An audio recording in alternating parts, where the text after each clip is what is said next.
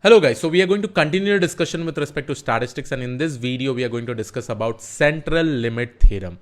Now, central limit theorem is a very important concept to understand some important things like what is sampling distribution, what are the properties of sampling distribution, and how you can also use it in the further case like to calculate probabilities, area under the curve. We'll also discuss about that. So first of all, let's go ahead and understand the definition of central limit theorem. Now here it says that central limit theorem relies on the concept of sampling distribution. Okay, we'll read this statement, understand the definition, and then I will be showing you with detailed examples and all. Okay, so central limit theorem relies on the concept of sampling distribution, which is the probability distribution of a statistics for a large number of samples taken from a population. Please make note of this kind of important point, right? Of samples taken from a population. The central limit theorem says that the sampling distribution of the mean will always be normally distributed, as long as the sample size is large enough, regardless of whether the population has a normal, Poisson, binomial, or any other distribution. Still, we have not discussed about Poisson binomial distribution. We have discussed about normal, but just understand this Poisson and normal distributions are a distribution of data which does not follow a Gaussian distribution. Okay. Now let me make you understand with the help of examples and what this entire statement basically says. Let's consider that I have a specific random variable which belongs to a normal distribution with some mean value and standard deviation value, right? So whenever we have this property, obviously what kind of bell curve you will have.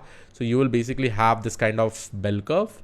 Okay, and this we specifically say it as a Gaussian distribution.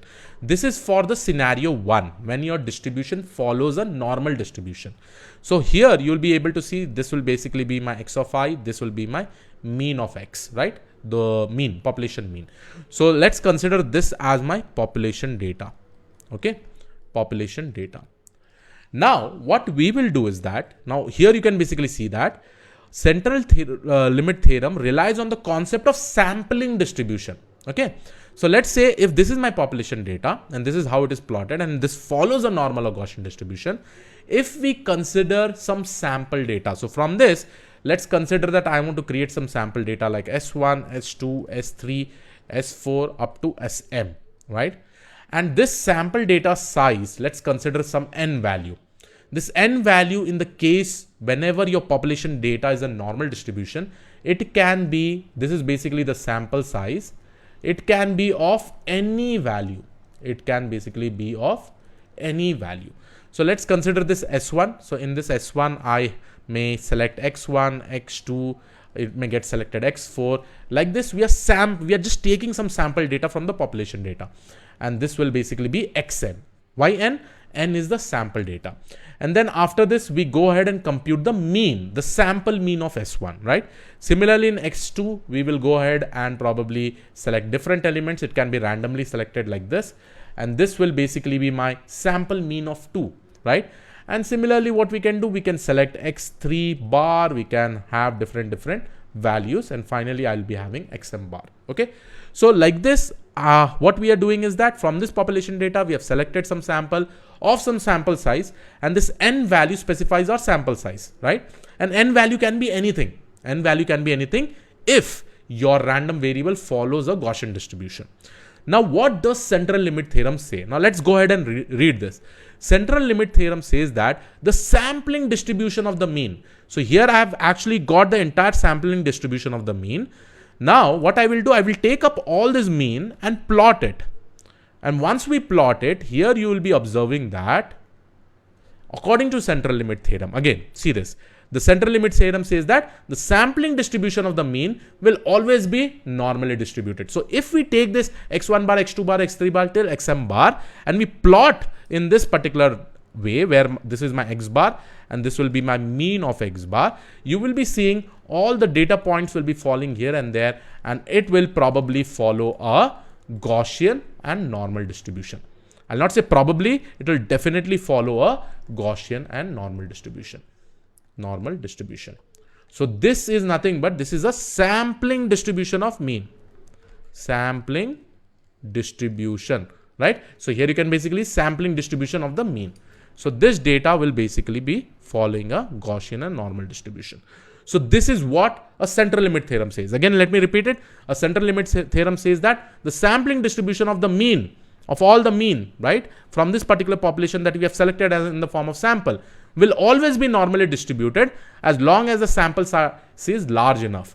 Now this n, why I'm saying it can be of any value, because this is following a Gaussian distribution.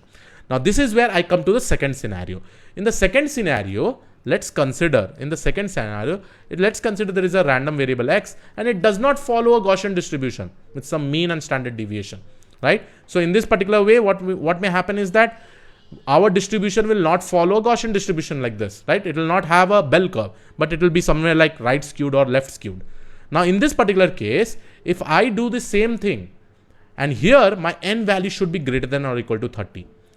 Specifically, my sample size should be greater than or equal to 30 in order to this particular, basically, like if my n size is greater than or equal to 30, then if I probably pick up some S1 samples and calculate the X1 bar, S2 sample and calculate the S2 bar, and if we take this sampling distribution with respect to XM bar, and if we plot it, then you will be seeing that then this will also follow a Gaussian distribution. All this sample will also follow a Gaussian distribution. This is what a central limit theorem states. Okay. Now see, coming to the next statement over here, right? Regardless of whether the population has a normal distribution or Poisson or binomial or any other distribution, the sample distribution of the mean will be normal. In this case, the n value, only when your random variable is not following a Gaussian distribution, then your n value should be specifically greater than or equal to 30. Okay. So again, let me repeat it. Very simple two conditions that I have explained over here. If your random variable is following your normal distribution, let's consider this is my population data. Now, if I create a sampling distribution with some n sample size, right? And the n value can be any value for a normal distribution, for a random variable to be a normal distributed, right? And in this case, if we take all this sample mean and if we plot it, it will follow a Gaussian or normal distribution. This is what is possible with the help of CLT, right? CLT theorem states that, okay? It has proved that, okay? We don't have to go inside the proof, but again, if you probably consider, if you pick sample of data, if you do this, you'll be able to get it also, okay? And let's say if your random variable is not following a Gaussian distribution, it can be of any other distribution. And here in this case, my n size should be greater than or equal to 30 for making sure that whatever sample mean I take, here we probably get in the form of Gaussian or normal distributed, right? So this is what a central limit theorem states that, okay? So let me just go ahead and again read it. The central limit theorem relies on the concept of a sampling distribution, which is the probability distribution of statistics for a large number of sample taken from a population. The central limit theorem says that the sampling distribution of the mean, whatever mean we have calculated, will always be normally distributed as long as the sample size is large enough, regardless of whether the population has a normal, Poisson or binomial distribution. When I say Poisson or binomial, it is basically not following a Gaussian distribution. Okay. Now this was one very important statement that we can probably come up with from the central limit theorem. Now the other thing that we can probably come out, okay, this is also very much important. Okay. So first thing, whenever, let's say I have a normal distribution of the population, right? Normal distribution of the population. Now, whenever I have this, you will be able to see that I will be getting this kind of bell curve. This will basically be my x and this will be my mean. Now, in this scenario, my random variable will belong to a normal distribution with some mean and standard deviation. But once we do the sampling distribution out of this, so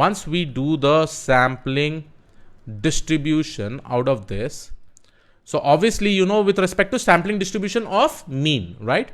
Once we do this, right, of some n value, right, n small n value, and the outcome, you know, that once we plot this mean, it will again follow a bell curve.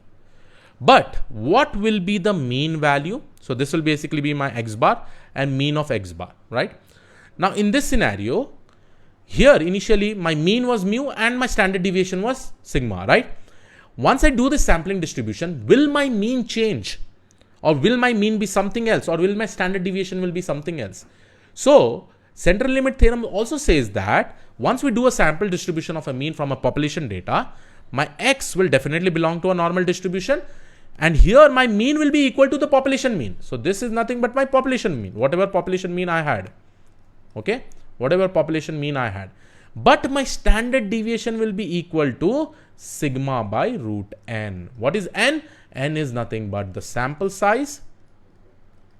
N is but nothing but the sample size, and sigma is nothing but population standard deviation, right? So this is what central limit theorem also says, that whenever you are probably picking up sampling distribution of a mean from a population data which is normally distributed, then the new mean will be obviously equal to population mean, will be approximately equal to population mean, but your standard deviation will be nothing but standard deviation divided by root n, and this standard deviation is nothing but with respect to the population standard deviation. So this is the specific changes that are basically happening whenever we take sample distribution of a mean from a normally distributed data.